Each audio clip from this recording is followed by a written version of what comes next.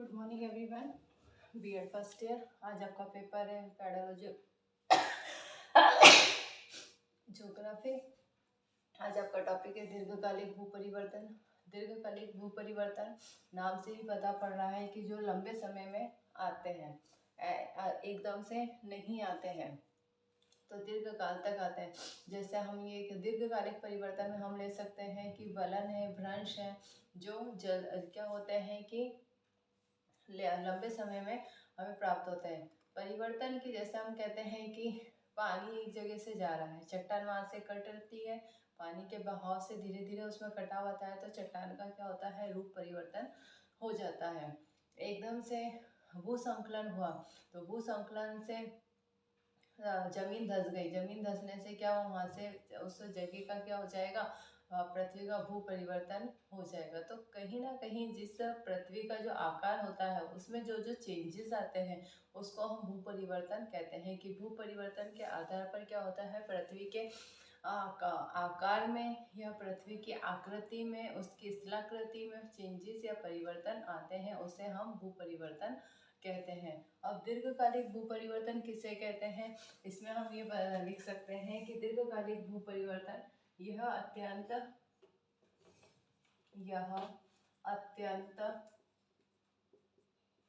मंद गति से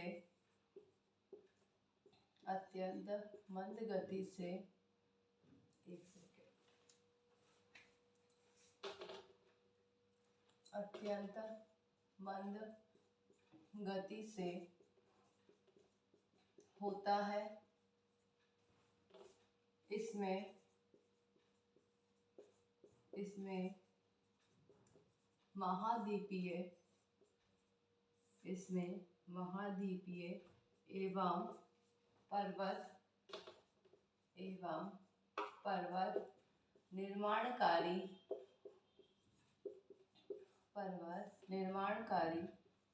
भू परिवर्तन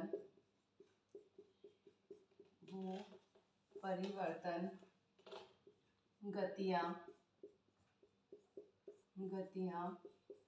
सम्मिलित है। महाद्वीपीय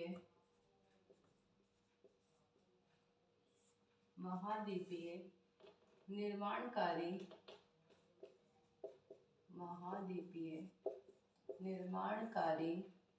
भू परिवर्तन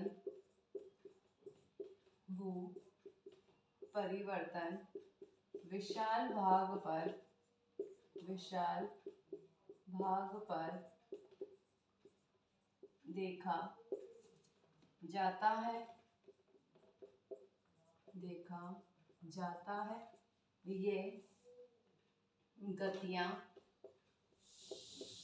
ये गतियां लंबवत दिशा में कार्यरत होती हैं,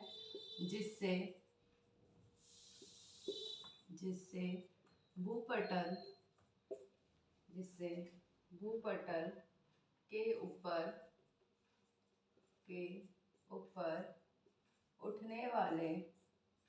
उठने तथा नीचे धंसने की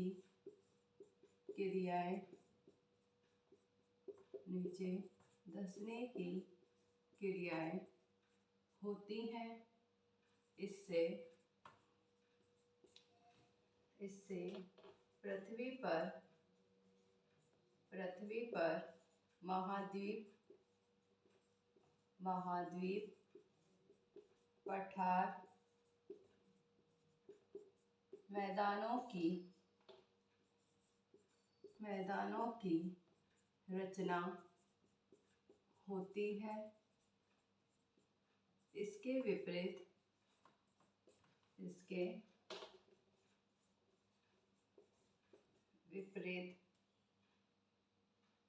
पर्वत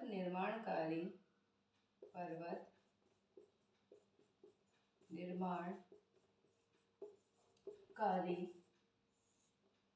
संचलन में सहतेज शक्ति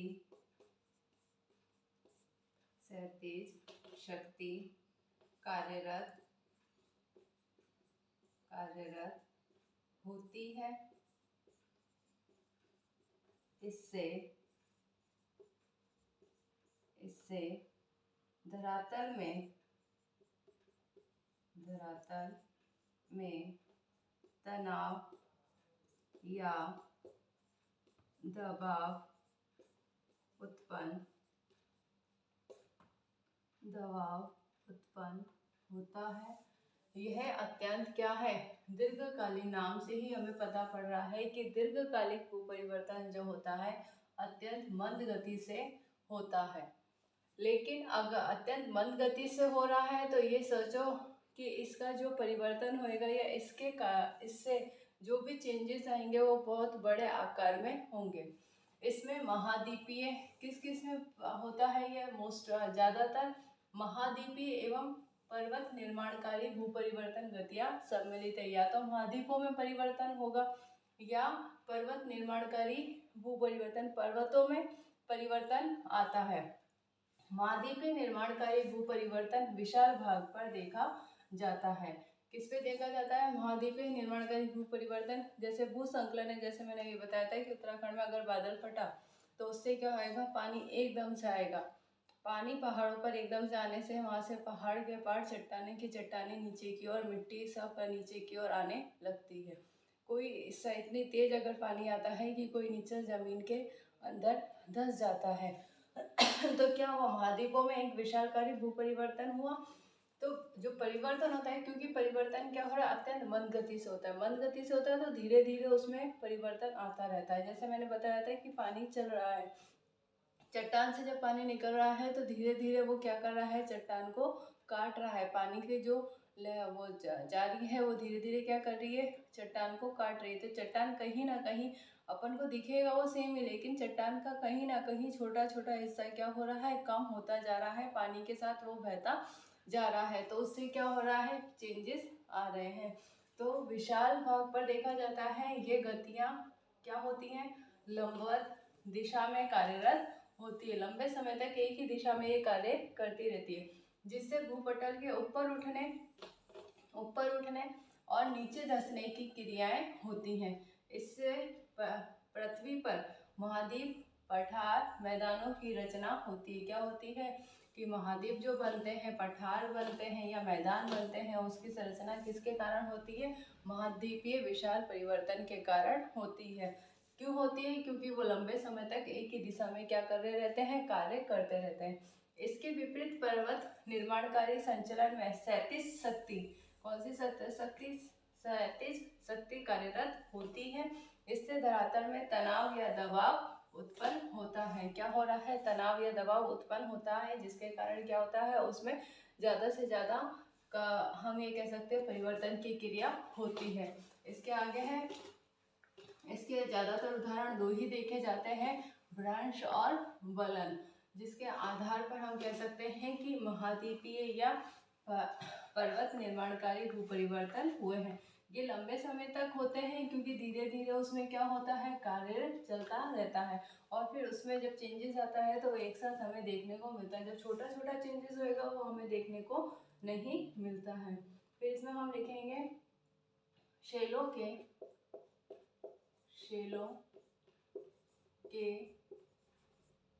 मुड़ने या टूटने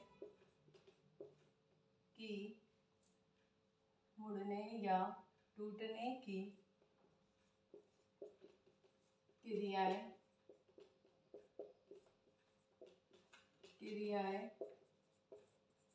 होती हैं। इनका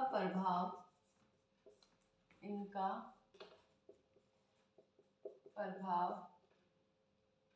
सीमित क्षेत्रों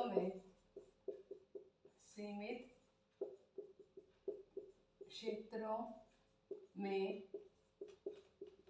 होता है जैसे जैसे फर्स्ट है वलन। अवलन किसे कहेंगे? पृथ्वी के अंदर, पृथ्वी के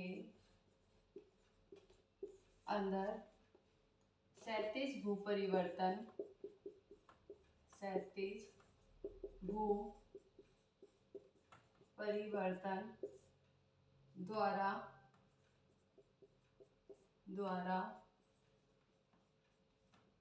शेलों में लहरनुमा आड़े तिरछे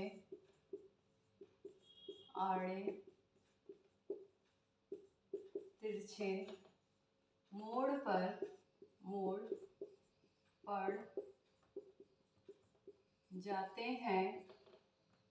इस प्रकार के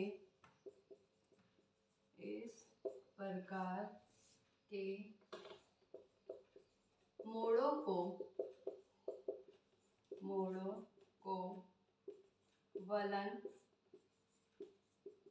कहते हैं। इसमें शेल स्तरों के कुछ भाग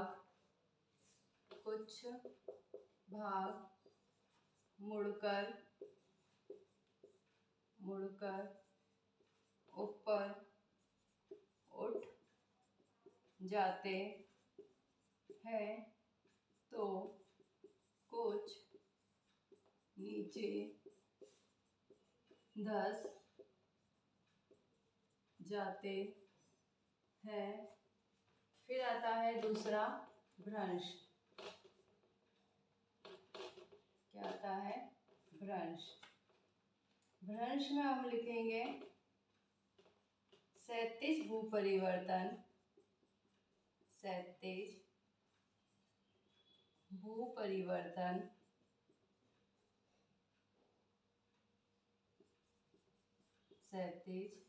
परिवर्तन से उत्पन्न दबाव तथा तनाव के कारण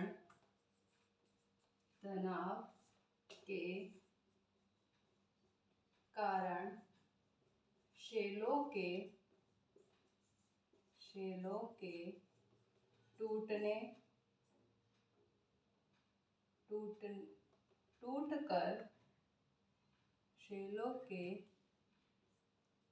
टूटकर अलग होने की प्रक्रिया को भ्रंश कहते हैं। भ्रंश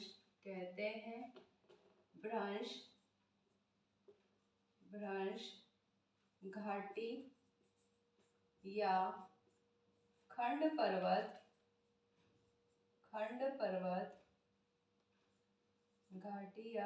पर्वत में अधिक पाए जाते हैं।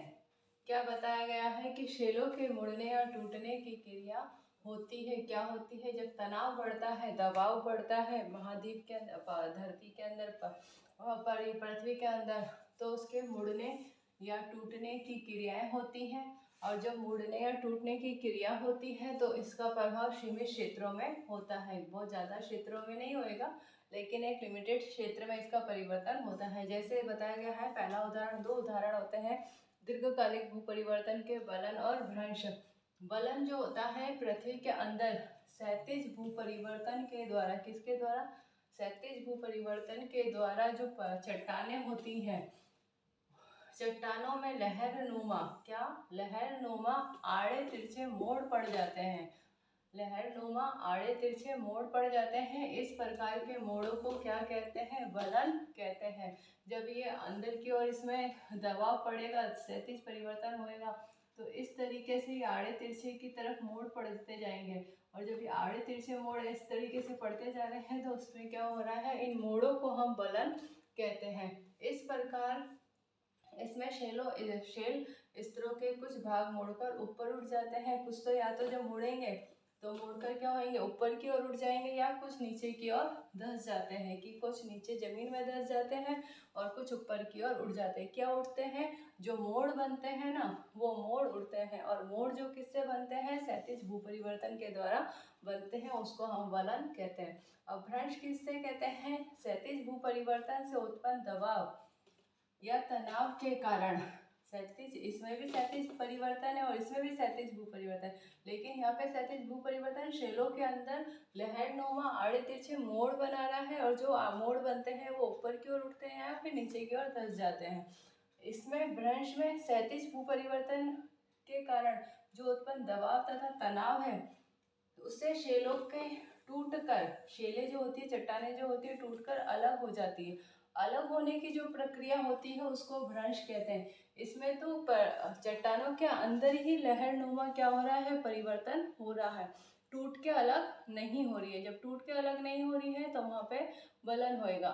और जब तनाव या दबाव के कारण चट्टानें टूटकर अलग हो जाती है, वो भ्रंश होता है। भ्रंश ज़्यादातर कहाँ पे पाए जाते हैं? घाटी या खंड पर्वत में अधिक पाए जाते हैं। तो ये थे दीर्घकालिक भूपरिवर्तन, जो क्या होते हैं? पृथ्वी के अंतर्गत लंबे समय में होते हैं। जल्दी से ये परिवर्तन नहीं होते। जल्दी से परिवर्तन जो होते हैं वो किसके कारण होते हैं?